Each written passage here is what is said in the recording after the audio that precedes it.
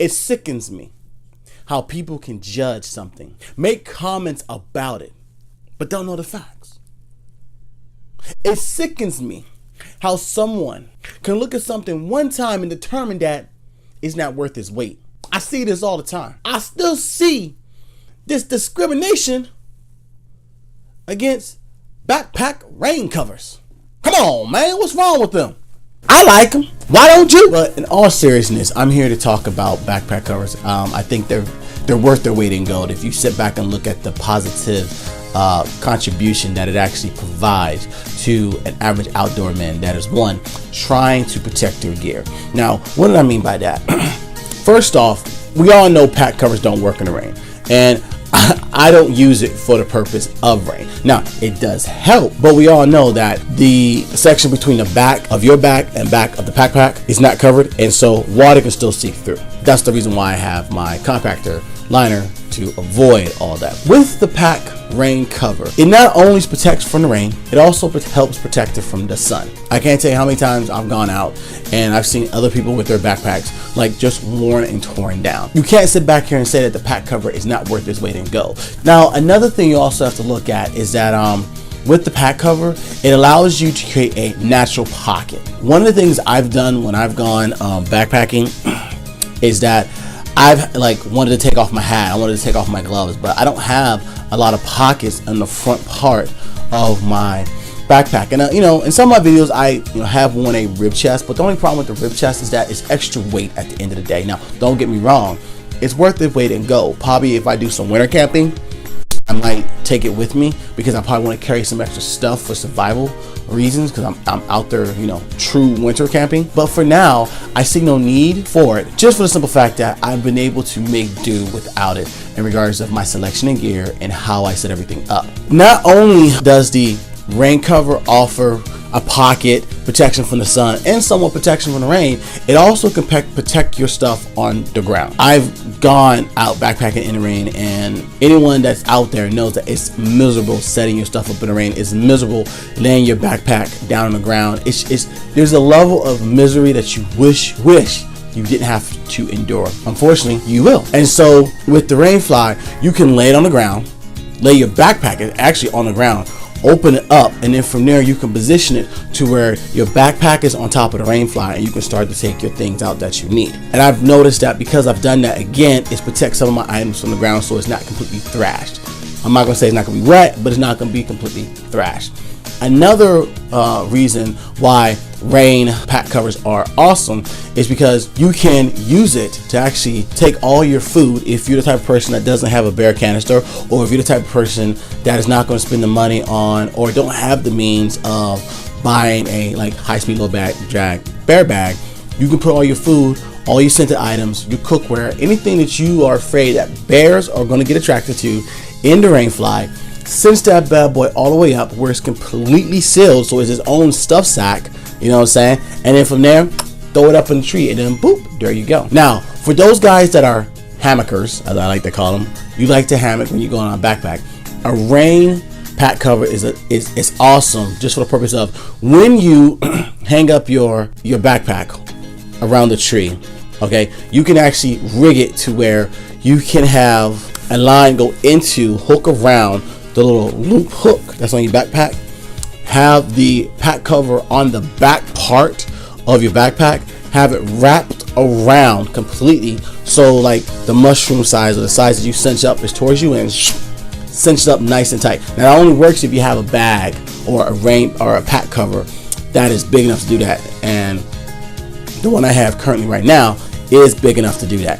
So that helps out for those that choose to hammock. And then last but not least, when you sit back and look at a pack cover, it can also be used if it's not raining or if the circumstances allow it. It can be used as another barrier if you're out in the winter or with the temperatures dip below what you intended for it to. It's another barrier that you place down on the ground to help block you from that cold ground. So there's plenty of things that pack covers can do.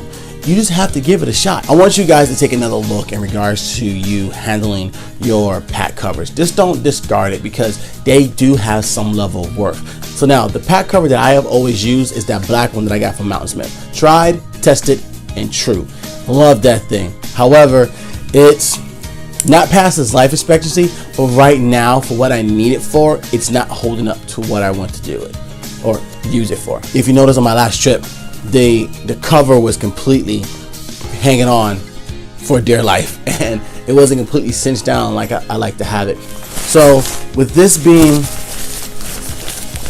my original pack cover, okay, it's still good, and it's seen some better days. So like right about here is tape that I put on it from when it got slashed backpacking through some overgrown brush on the trail. And again, that's why I love pack covers. And then again, here's another hole which I'm eventually cinched up. That's my finger right there on the other side. Another hole of another branch cutting through it. So it's worth its weight in gold, and I'm very impressed with this. And this only cost me $25. So kudos to Mountain Smith. Thank you very much. And knowing and realizing that I needed a new pack cover, I decided to make myself another one. So this was the second one that I made, and I didn't do that well of a good job with it. I used some material that I had around the house. I went on YouTube and just saw how people were making these pack covers, and this was the first video that I saw.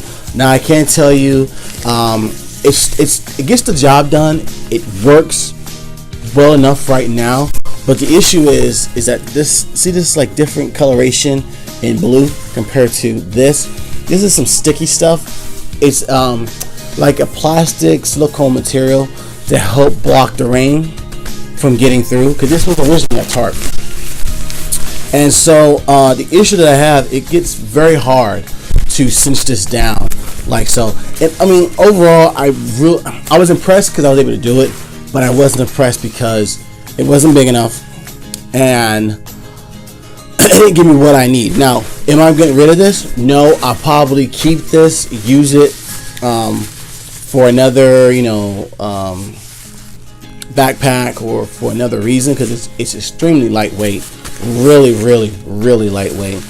And if I can do it over again, I probably would go to Walmart and buy 2 of these and make my ground cloth off of this. So yeah, I love this thing. Because I fell with my first DIY pack cover, I went back, look at some of the materials I had in my house, and realized that I had this material right here.